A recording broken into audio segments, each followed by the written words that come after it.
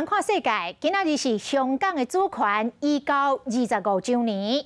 早起8点，香港政府来举行着升旗典礼。新任的特首李家超翁仔某，甲特区第6届的官员拢来参加这个仪式。中国的国家主席习近平并无参加哦，伊是来参加着庆祝主权移交25周年的大会，以及特区政府的就职典礼。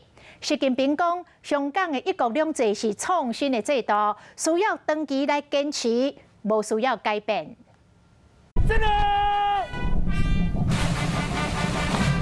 伫咧相隔中，人民旗啊慢慢升起来，宣告香港主权移交满25年。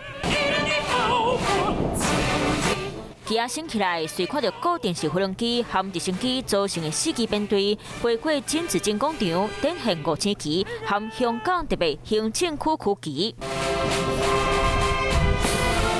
香港主权移交25周年，港府照旧例伫咧金紫荆广场举办升旗仪式。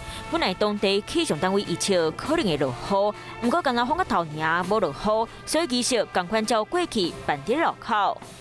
各位嘉宾，行政长官李家超伉俪进场，请起立。除了新任特首李家超翁仔某和第6届特区政府主要官员，前任特首林郑月娥和梁振英也拢参加升旗的仪式。为了防疫，所有管理人拢爱挂嘴暗，而且嘛无设公众管理区。值得注意的是，这摆有27个人做护旗方队，在咧进场时采用中式步操，过去的英式步操正式行入历史。另外，中国国家主席习近平虽然无参加升旗仪式，不过伊尾也参加香港回归25周年大会和特区新政府就职典礼。向新就任香港特别行政区第6任行政长官李家超先生。向香港特别行政区第6届政府主要官员、行政会议成员表示热烈的祝贺。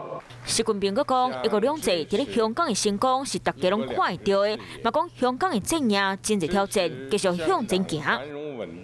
Hello， 大家好，我是乃瑜，要教给大家2个任务。第一个，华视新闻的脸书专页，你按赞了吗？还有华视新闻的 YouTube 频道，赶紧订阅起来，还要记得按赞，开启小铃铛哦。